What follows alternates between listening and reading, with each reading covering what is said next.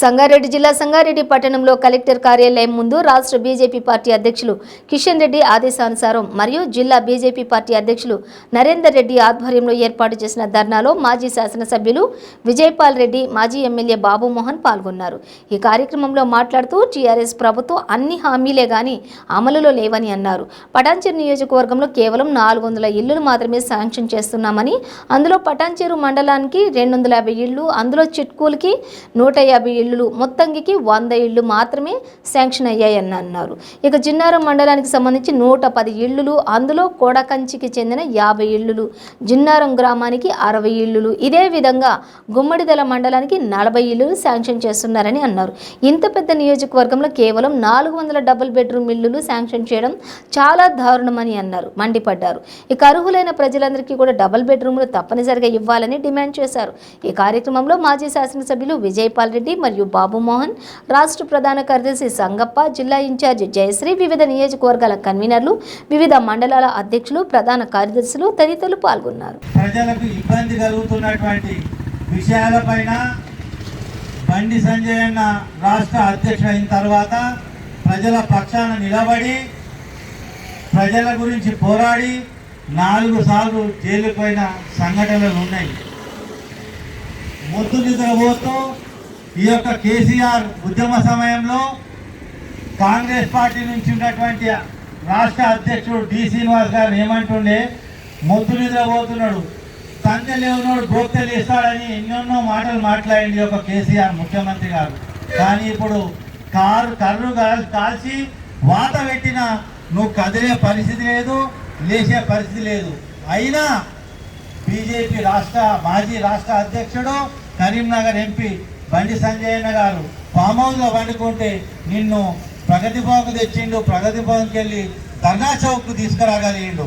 ఇప్పుడు ఇంకా మొన్ననే అధిష్టానం తీసుకున్న నిర్ణయం మేరకు మన కేంద్ర మంత్రివర్యులు రాష్ట్ర బీజేపీ అధ్యక్షులు కిషన్ రెడ్డి గారు ఖచ్చితంగా నిన్ను గ్రామానికి తీసుకొస్తాం, పల్లెలకు తీసుకొస్తాం, నిన్ను అడగాల్సిన అవసరం ఉంది, అడుగుతామని చెప్పేసి కూడా మనవి చేస్తున్నాం. ఈ యొక్క రాష్ట్ర మంత్రి మన హరీష్ రావు గారిని జిల్లా పార్టీ పరంగా వారిని నేను డిమాండ్ చేస్తున్నా, మీ బావ అవుతాడో కేటీఆర్ గారి యొక్క జన్మదిన సందర్భంగానన్నా ఈరోజు ఈ ఉమ్మడి జిల్లాకు నువ్వు జిల్లా మంత్రిగా ఉన్నావు, ఇన్ఛార్జి మంత్రిగా ఉన్నావు. కాబట్టి ఈ ఉమ్మడి జిల్లాలో ముఖ్యంగా సంగారెడ్డి జిల్లాలో ఏమి చేసావు, నువ్వు ఎన్ని డబుల్ బెడ్రూమ్లు నిర్మాణం చేసావు, ఎంతమంది మీకు అప్లికేషన్లు పెట్టుకుంటూ ఎంతోమందికి నువ్వు ఇచ్చావు అనేది శ్వేతపత్రం విడుదల చేయాలని చెప్పేసి జిల్లా పార్టీ పరంగా ఈ యొక్క మంత్రి హరీష్ రావును ఈరోజు డిమాండ్ చేస్తున్నా. పెద్ద కటౌట్లు పెట్టుకొని కాదు, పిట్ట కథలు బుర్ర కథలు చెప్పి ప్రజలను మోసం చేస్తూ వస్తుండ్రు.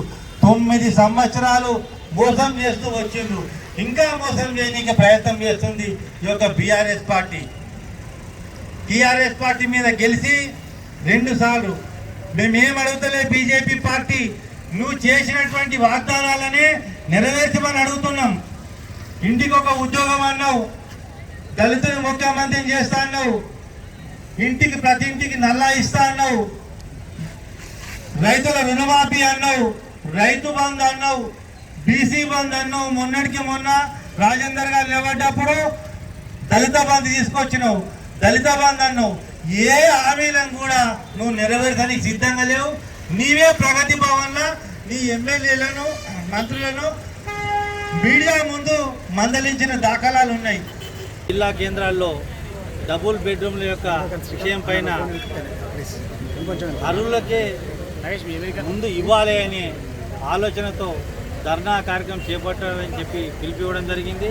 అందులో భాగంగా ఈరోజు సంగారెడ్డి జిల్లా బీజేపీ పార్టీ ఆధ్వర్యంలో ఈ యొక్క కార్యక్రమం చేపట్టడం జరిగింది.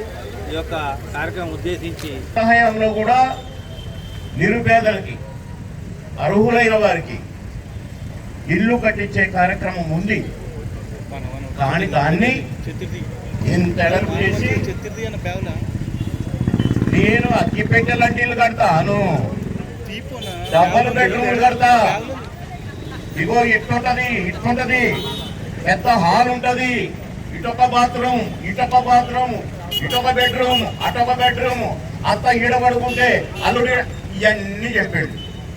అబ్బబ్బబ్బబ్బా, ఇక మా అందరికి బంగాళాలు వస్తాయి అనుకున్నారు. మరి ఆశే కదా, ఇల్లు లేని నిరుపేదలకు ఆశే. కానీ ఆ ఆశ నేను ఒక్క ముఖ్యమంత్రిని తప్పనట్లేదు, కానీ బాధ్యత కూడా ఉంది. ఓట్లు వేయించుకొని గెలిచిన ఎమ్మెల్యేలు వాళ్ళు బాధ్యతను పూర్తిగా మర్చిపోయారు.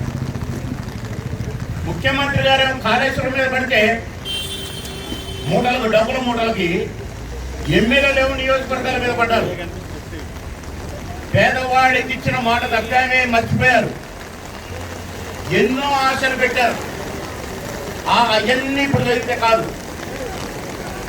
ఒక పక్క వర్షం వస్తుంది, పొద్దుటి నుంచి ఇక్కడ ఈ ధర్నాలు పాల్గొంటున్న ప్రతి ఒక్కరికి కూడా నేను ధన్యవాదాలు తెలియజేస్తున్నాను. ఎందుకంటే 3-4 గంటల నుండి ఓపికతో కూర్చున్నారు. మంచినీరు కూడా తాగలేదు, ఛాయ్ కూడా తాగలేదు, టిఫిన్ కూడా చేయలేదు. ఇక భోజనం అసలే లేదనుకోండి. ఇప్పుడు ఇంటికి వెళ్తాను. దీంట్లో మళ్ళా వాన బాగుమోహన్ ఉపన్యాసం. కానీ ఇది నేను మాట్లాడితే వినాలనే ఉంటుంది, కానీ ఇది అసందర్భంగా ఉంటుంది.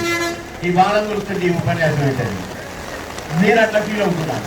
కానీ ముఖ్యమంత్రి గారు మానిటర్ చేయకపోవడం ముఖ్య కారణం.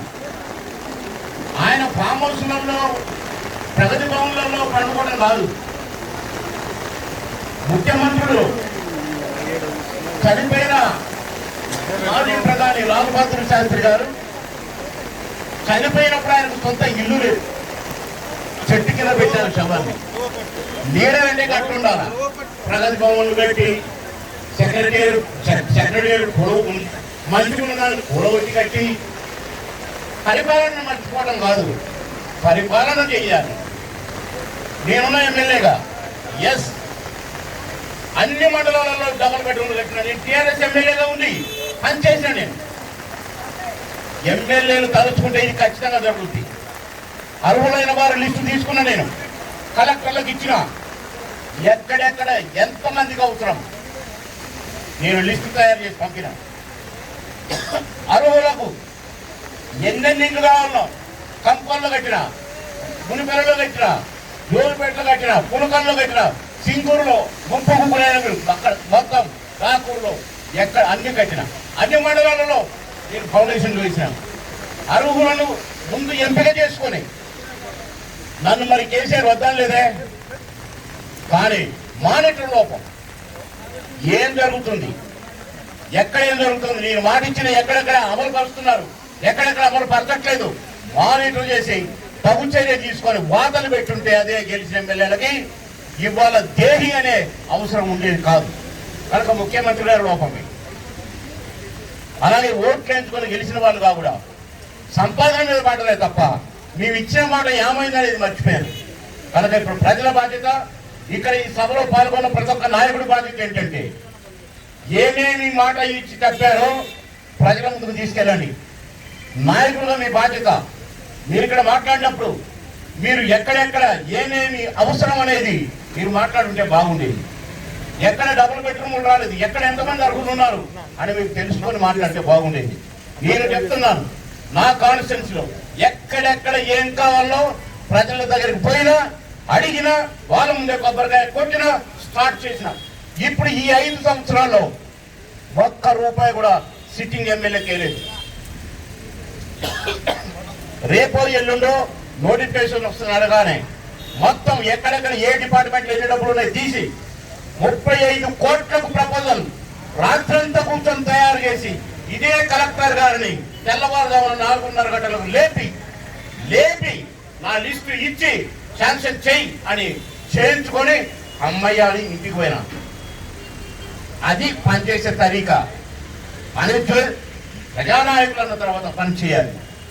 ప్రజల్లో ఏమి ఇబ్బందులు ఉన్నాయో తెలుసుకోవాలి, వాళ్ళ ఇబ్బందులు తీర్చాలి. వాడే లీడర్. అంతే తప్ప ఊరికేనే కటౌట్లు పెట్టుకోలేం. ఇప్పుడు ఇందాక చెప్పారు మన అధ్యక్షుల ఒక ఆయన గురించి, అది కాదు లీడర్షిప్. వాళ్ళు సోమరులైతే ప్రభుత్వానికి చెడ్డ పేరు వస్తుంది, రాష్ట్రానికి చెడ్డ పేరు వస్తుంది. కనుక ఈ తప్పు హెడ్ మాస్టర్గా బెత్తం పట్టుకొని ఉన్న ముఖ్యమంత్రి తప్పే, ముఖ్యమంత్రి గారి లోపమే. కనుక ముఖ్యమంత్రి గారి లోపాన్ని మనం ప్రజల్లోకి తీసుకెళ్దాం. రేపటి రోజున ఇప్పుడు మొన్న డాకూరులో నేను ఇల్లు కట్టాను. మాణిక్యరెడ్డి గారు అని ఉండే మాజీ ఎంపీ గారు, తమ్ముడు నా దగ్గర డబుల్ బెడ్రూమ్లు కట్టు తమ్ముడు, చాలా మంది పేదలు ఉన్నారని అంటే వెంటనే లెక్క తీశాను, శాంక్షన్ చేశాను.